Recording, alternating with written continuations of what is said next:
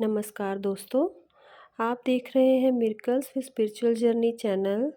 और जैसे हमने कल बात की थी कि मैं हॉस्पिटल में जब एडमिट हुई, तो उसके बाद मेरी आध्यात्मिक यात्रा शुरू हुई। मैंने अपनी ज़िंदगी के 8 महीने एक कैदियों की तरह बिताए अकेलेपन में, और बहुत कुछ सर्च करते हुए, ढूँढते हुए किताबों में। तो वो जो 8 महीने थे, उसमें मेरी आध्यात्मिक यात्रा तो शुरू हो गई थी, लेकिन साथ ही मेरे इम्तिहान भी शुरू हो गए थे। मैं अंदर से स्ट्रॉन्ग हुई थी, लेकिन कोई ऐसी शक्ति थी जो मुझे आज़मा रही थी।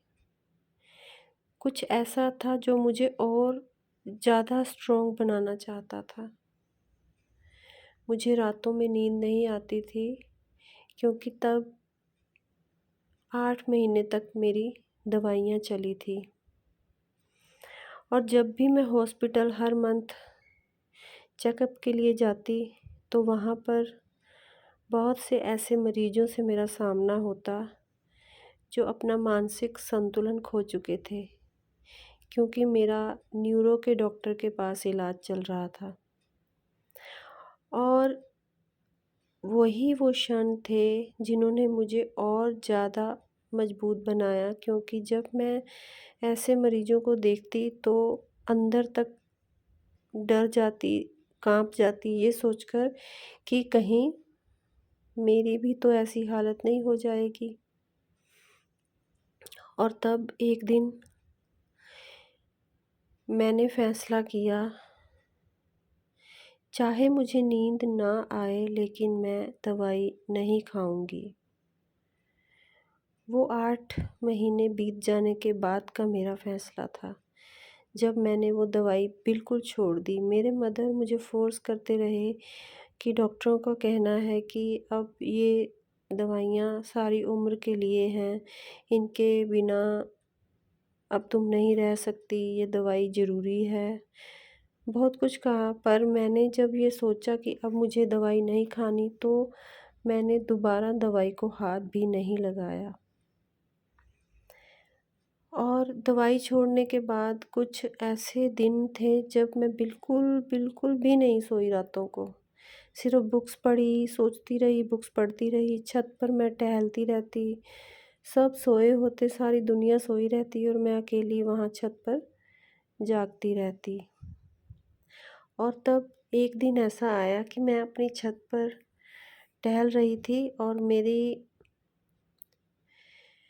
मदर जो नीचे सो रहे थे, अचानक उठते हैं और वो देखते हैं कि मैं साथ वाले रूम में जहाँ सोती थी वहाँ पर नहीं हूँ। वो मुझे देखने के लिए रूम का जैसे ही दरवाज़ा खोलते हैं, तो वो कुछ ऐसा देखते हैं शायद जो उनको नहीं देखना था। वो उन्होंने गलती से देखा। पूरा रूम प्रकाश से भरा था,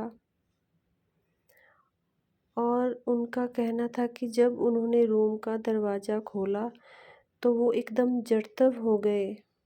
अंदर जो भी शक्ति थी, उसने उनसे बोला कि तुमने गलती से मेरे दर्शन कर लिए हैं, पर अब तुम ये बात किसी को नहीं बताओगी। मैं तुम्हारे लिए यहाँ नहीं आई, मैं किसी और के लिए यहाँ आई थी, जिसका ये रूम है।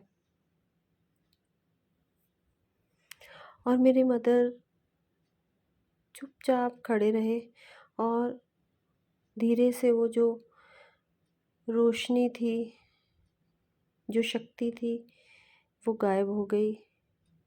और मेरे मदर सीढ़ियाँ चढ़ते हुए ऊपर आए, और मेरे पास आकर मुझे गले लगाते हुए रोने लगे। मैंने जब पूछा कि क्या बात है, आप क्यों रो रहे हैं? तो उन्होंने वो मुझे सब बताया कि वहाँ पर कोई था जो तुम्हारे लिए था, मैंने देखा जो भी था। और तब मुझे ये एहसास हुआ कि मेरे साथ जो भी चल रहा है वो कुछ रियल है, कुछ कुछ तो है, जो कोई शक्ति तो है जो मेरे साथ हर टाइम रहती है, जिसे मैं फ़ील भी करती थी। और तब वहाँ से मैंने उस शक्ति को जानने के लिए सर्च शुरू की। मैंने इसके बाद कुछ ऐसी बुक्स पढ़ी जो शायद मुझे नहीं भी पढ़नी थी, फिर भी मैंने वो पढ़ी। कुछ इंद्रजाल, कुछ तांत्रिक, कुछ ना जाने कैसी-कैसी वो बुक्स थी जो मैंने फिर इसके बाद पढ़ी, ये जानने के लिए कि वो क्या शक्ति है जो मेरी मदर ने देखी है और जो मैं हर टाइम फ़ील करती हूँ। वो फ़ीलिंग ऐसी थी कि जब अचानक से मेरी आँखों के आगे जैसे अ, टीवी का जो बंद स्विच को हम ऑन करते हैं तो एकदम से उसमें स्क्रीन जैसे ही आती है ब्लू कलर की, ऐसे मेरी आँखों के सामने ऐसे आता था कि कोई एकदम से सीन ऐसे शो होता था और फिर वो क्लोज़ हो जाता था। लेकिन वो जो सीन था उसको मैं क्लियर नहीं देख पाती थी कि वो क्या है। वो इस दुनिया से अलग की एक दुनिया में जैसे मैं एंट्री करती थी, जैसे वो कोई खुली खिड़की होती थी और एकदम से बंद हो जाती थी। और कई बार तो ऐसा हुआ कि मैं उस सीन को देखने के लिए एक टक दीवार पर एक जगह कितनी-कितनी देर तक देखती थी। अभी सीन आएगा तो मैं बड़े गौर से देखूँगी, अब जो भी आएगा उसको मैं गौर से देखूँगी, लेकिन हर बार ऐसा ही होता। वो अचानक से 1 सेकंड के लिए बस वो झलक दिखती और ख़त्म हो जाती। जब मैं सीधा देख रही हूँ तो कुछ नहीं, मुझे साइड से लग रहा है कि कुछ है, कोई रोशनी, कोई चमक, कुछ है, लेकिन जैसे-जैसे मैं फेस घुमाती जाती वो चीज़ मेरे साथ-साथ घूमती जाती। और इसी तरह के एक्सपीरियंस मेरे साथ चलते रहे। मैंने 2-3 साल ऐसा बहुत कुछ देखा और जैसे मैंने बताया मेरे इम्तिहान भी शुरू थे, मैं जॉब करती थी और मेरे ऑफ़िस में मुझे मेरे बिहेवियर को देखते हुए मेरा नाम भी डफ़ एंड डम रख दिया गया। और वो उनके कहने से मुझे कभी बुरा ही नहीं लगा, जब वो मुझे डफ़ एंड डम कहते, मुझे कभी बुरा नहीं लगता, क्योंकि मेरी आदत थी अगर मैं एक जगह बैठी हूँ मॉर्निंग में जाकर तो मैं इवनिंग जब तक हमारा ऑफ़िस ऑफ नहीं होता मैं वहाँ बैठी रहती। और इसके बाद शुरू हुआ मेरा और भी ज़्यादा मुश्किल समय, मुश्किल इम्तिहान। मेरी ट्रांसफ़र हो गई, जिसमें जहाँ मेरी ट्रांसफ़र हुई थी वहाँ कोई ऑफ़िसर नहीं था, कोई पीएन नहीं था, कोई क्लरिकल स्टाफ़ नहीं था, ओनली मैं, जस्ट मी और वो ऑफ़िस छोटा-सा। वहाँ पर भी मैंने बहुत कुछ एक्सपीरियंस किया, अकेली वहाँ मैं बैठी रहती। मैं देखती कोई कैंडिडेट आ रहा है, गेट बहुत दूर था। मुझे दिखाई दे रहा है कि किसी ने गेट से एंटर किया और वो मैं देखा उसको आ रहे हैं अंदर कैंडिडेट। और बीच में रास्ते में एक जस्ट अ, थोड़ी-सी दीवार थी, उसके बाद कट करके कैंडिडेट ने अंदर मेरे पास आना था, लेकिन वो जहाँ पर वो दीवार थी, वहाँ पर आकर वो कैंडिडेट गायब हो जाते। और ऐसा कई बार हुआ कि मैं देखती कोई आया और वहाँ कट के पास आके गायब। उसके आगे कोई मैं उठकर जाती देखने के लिए भी, वहाँ पर कोई जगह भी नहीं कि वहाँ पर बंदा कहीं और चला जाए। वो सिर्फ़ जस्ट एक ही रास्ता है, अगर कोई आया है तो वापस भी जाता नज़र आएगा। लेकिन ये बहुत बार हुआ। मैं उस शक्ति को ढूँढती रही आखिर वो क्या है। और जब मुझे उसके बारे में नहीं पता चला तो मैंने महसूस किया कि फ्रस्ट्रेशन में मेरे अंदर एंगर बढ़ गया।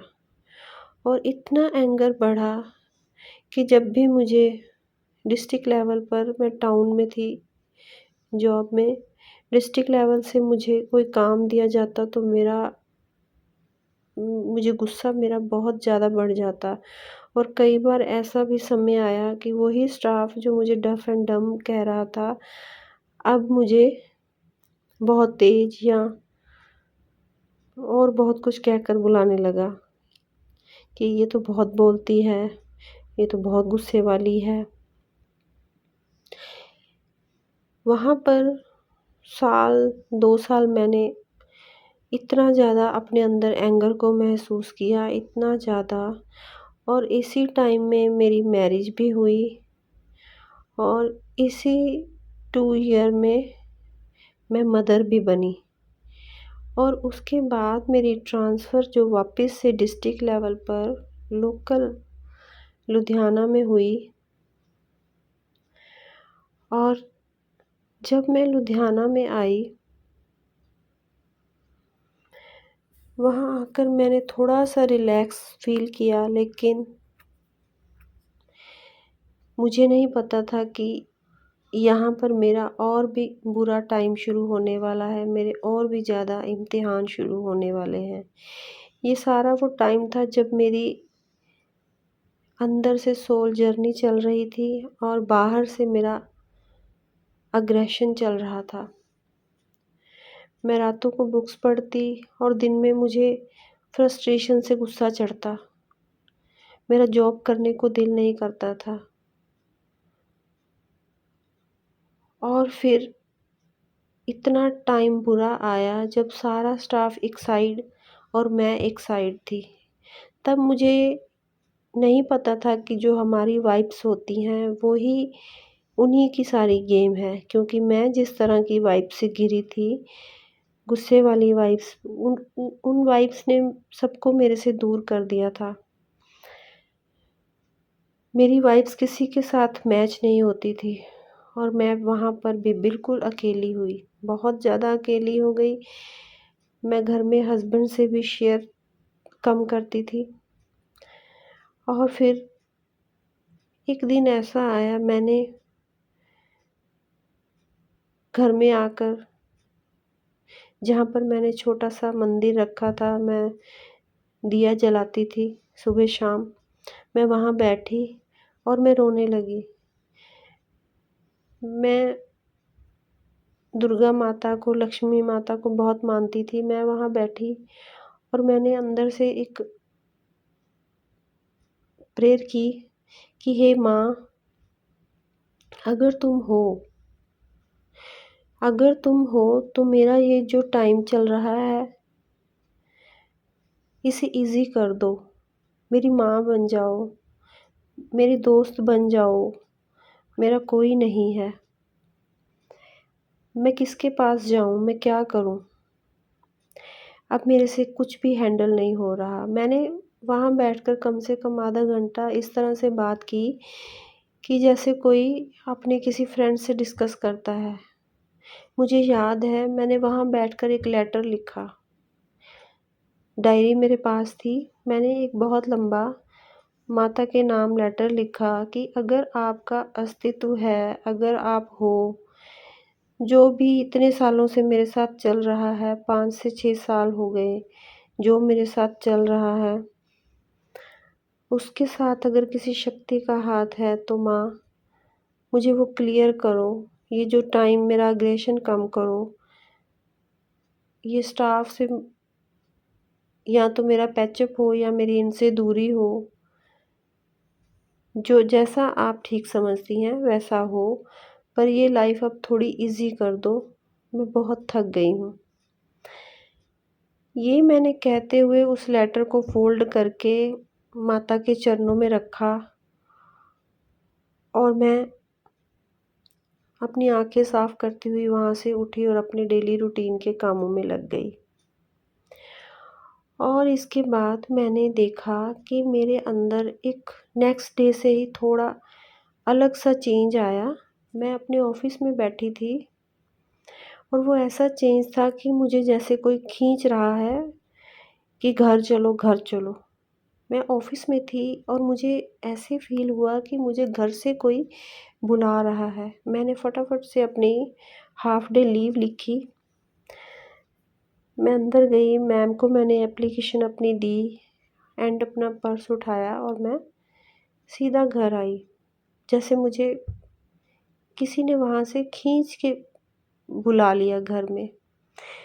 और मैं आकर वहाँ जो मेरा छोटा-सा रूम मैंने बनाया, वहाँ पर मैं बैठ गई। और मैंने अपनी आइज़ क्लोज़ की और अपने मन में मैं प्रेयर कर रही थी। करते मुझे नहीं पता कि मैं नींद में चली गई हूँ या मैं ध्यान में चली गई, क्योंकि तब मैं मेडिटेशन नहीं करती थी, मैं ध्यान नहीं करती थी। इसके बारे में मैं ज़्यादा जानती भी नहीं थी। ये 2018 की बात है और मैं कितनी देर नींद में रही मुझे नहीं पता। मुझे ऐसे लगा कि 3, मैं तो देवियाँ ही कहूँगी, 3 देवियाँ मेरे सामने थी, गोल्डन कलर की साड़ी पहने हुए, मुकुट लगाए हुए गोल्डन कलर के, बहुत ही सुंदर, ब्राउनिश बाल उनके खुले हुए, और मुझसे कहा उन तीनों ने, आज से हम तुम्हारे साथ हैं, अब तुम्हारी मुश्किलें ख़त्म होती हैं आज से। और जैसे ही ये वर्डिंग मेरे कानों में आती है, मैं उस नींद से बाहर झटके से बाहर आती हूँ और जैसे ही आँखें खोलती हूँ सब नॉर्मल, कुछ नहीं है।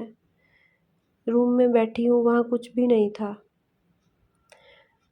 लगा शायद मैंने सपना देखा है, तो मैं उठी और वहाँ से बाहर आकर जो नॉर्मल मेरे काम वो मैं करने लगी। और यहाँ से मेरी आध्यात्मिक जर्नी का एक अलग पार्ट शुरू हुआ, जिसे मैं आपके साथ अपनी अगली वीडियो में शेयर करूँगी। तो मिलती हूँ आपको कल, इंतज़ार कीजिए। Thank you.